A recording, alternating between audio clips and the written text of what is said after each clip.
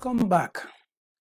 In this video, you're going to learn about the basic terminologies of Microsoft Excel. So you're going to understand those terminologies as I teach you right now. So the first terminology that I want to talk about is the workbook. Just like you have under Microsoft Word document and under PowerPoint you have presentation, on Microsoft Excel we call it workbook. So a workbook is a single Excel file that is containing one or more worksheets. So once you have a worksheet as an Excel file, it is a workbook. If you have more than one worksheet, it will still be a workbook as long as all of them are in one Excel file. So this is an Excel file now. We have just one worksheet. So it means we have a workbook with just one worksheet. Do you understand that? So that's the way it works. So if you create more sheets, it will still be a workbook because it is still within the same Excel file. So that is what we call workbook. I hope you understand that. So if you look at the title bar, you see book 1. So this is a workbook right now. So this workbook has just one worksheet, but it is a workbook.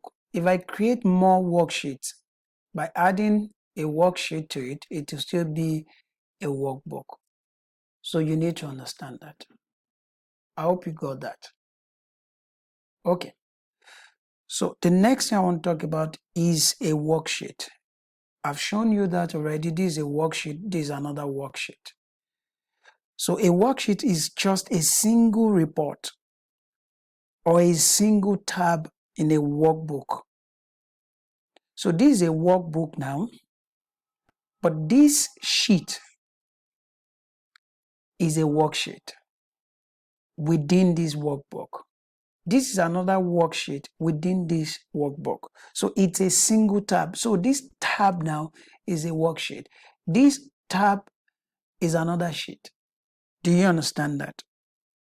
So that is what you need to understand. Then I also talk about cell. So when you look at the intersection of row and column, can you see rows and columns? So the intersection is what we call cell. So if you look at each of these boxes now, we call it cell. So a cell can contain one single value or formula. So a cell can only contain a value. Do you understand that? So you must understand that. Okay? So a cell stores values. Do you understand that? It can store a formula and all of that. So it can contain all of that. So each of these is a cell and they have their names. I hope you get what I'm saying. So, and that will take me to cell address. So every cell has an address. So the address of this first cell now is called A1. A1, can you see that this is A and this is 1? Column is A, row is 1. Do you understand that? So the column letter is A, the row number is 1. So that's why we have A1. So if I move to the next one now, it's going to be B1 because the column letter is B and the row number is 1. So that's why we have B1. I hope you understand that. So these are things that you need to understand. So if I say you should give me the cell address of this particular one, this particular cell, then you would tell me it is D5. Can you see that?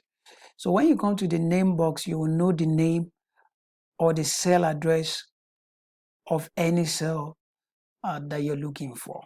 Do you understand that? So if you look at this now, it's C5. I hope you understand that. So column by row intersection designated by column letter and row number is what we call cell address. Do you understand that? So it's column by row. So C is the column, 5 is the row. Then the last one I want to talk about is the active cell. Active cell.